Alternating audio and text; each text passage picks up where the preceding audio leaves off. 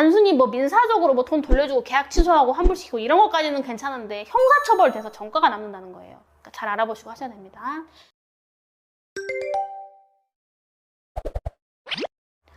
안녕하세요. 나는 변호사다 김세라 변호사입니다. 그러니까 이 서울 땅에서 내 집을 마련한다는 게 굉장히 위대한 일이에요. 왜냐면 현실적으로 정상적인 근로활동을 통해서 얻을 수 있는 소득보다 집값이 훨씬 비싸고 그것도 집값의 상승폭이 훨씬 비싸잖아요. 뭐 그런 상황 때문에 이제 청약, 로또 청약, 이제 청약 당첨만 되면 이제 돈방석 앉는다.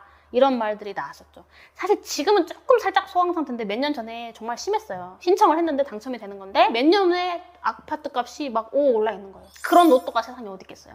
네, 그러니까 청약 관련해서 여러 가지 이제 청약 통장 돈 받고 팔고 난리가 납니다. 이제 이런 부분들이 이제 실거주 목적으로 한다면 뭐 그래도 어느 정도 이해는 되겠지만 거기서 이제 돈이 펌핑이 되다 보니까 이제 투기꾼들이 돈 싸들고 청약 시장으로 가는 거죠. 그래서 피 얹어가지고 분양권을 팔고 사는 거래들이 있는 거잖아요. 여튼 그래서 이제 주택법이라는 법에는 전매를 제한하고 있어요. 전매 제한을 일정 범위의 일정 기간을 특정해서 전매를 제한하고 있고 그 전매 제한 규정을 위반해서 전매를 한 경우에는 형사처벌 규정까지 두고 있어요. 그만큼 이게 투기가 과열돼서 주택시장이 엉망이 됐다는 뜻이죠. 이게 형사처벌까지 된다는 거는. 그래서 오늘은 이제 주택법의 그 유명한 전매 제한 규정 위반이 어떤 내용이고 그렇게 위반했을 때 어떤 처벌을 받게 되는지를 정리를 하겠습니다.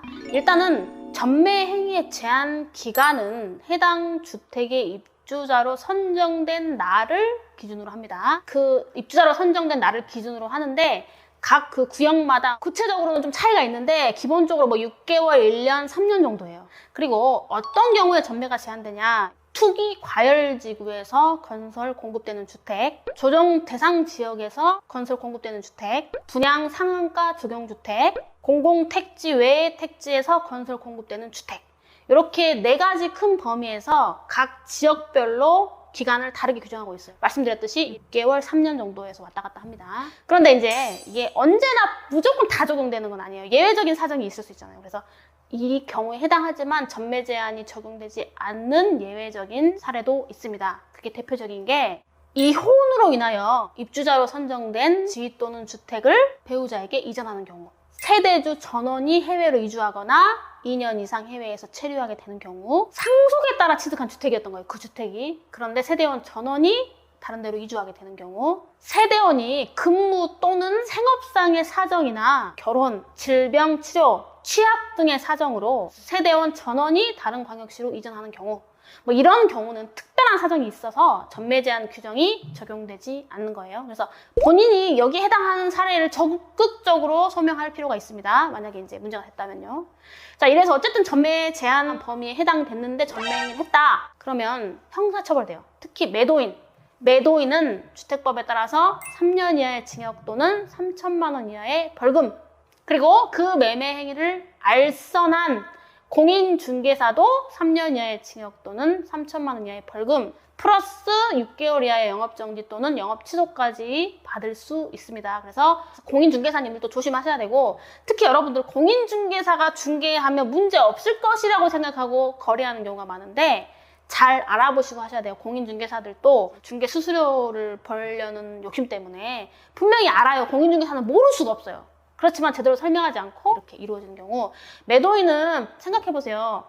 단순히 뭐 민사적으로 뭐 돈 돌려주고 계약 취소하고 환불시키고 이런 것까지는 괜찮은데 형사처벌돼서 전과가 남는다는 거예요. 그러니까 잘 알아보시고 하셔야 됩니다. 그 다음에 마지막 포인트가, 이게 아주 오래전부터 뜨거운 감자인데, 그러면 전매 행위 자체는 유효한 건가? 주택법에서 전매를 하지 말라고 하고 그거를 하면 형사처벌 한다고 규정하고 있는데, 주택법 어디에도 이 전매 매매 계약 자체의 사법상 효력에 대해서는 정하고 있지 않아요. 그래서 이게 이제 강행 규정, 이 주택법 64조가 효력 규정이냐 단속 규정이냐, 이 어려운 문제로 가게 됩니다. 현재까지 대법원 판례는 이 주택법 64조를 단속 규정으로 봐요.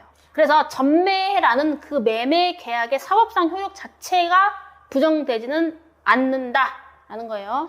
그 다음에 여러분 좀 특이한 게 있는데요. 이 64조, 주택법 64조 위반 전매행위의 경우에는 환수 조치라는 게 있어요. 이른바 환수 명령, 환수 조치. 요게 이제 문제가 되고, 그 다음에 이 전매행위를 한 경우에는 향후 일정 기간 주택 청약을 신청할 수 있는 자격이 제한이 됩니다. 이제 이렇게 주택법 64조 전매 제한에 대해서 말씀드렸는데, 사실 이 주택법이 어찌 보면은 좀 정치한 법은 아니어서 법에 좀 구멍은 많이 있는 것 같아요. 하지만 어쨌든 전매 제한 규정은 반드시 새기고 또 새겨야 됩니다. 오늘도 이렇게 시청해주셔서 대단히 감사합니다. 구독과 좋아요 꼭 눌러주세요.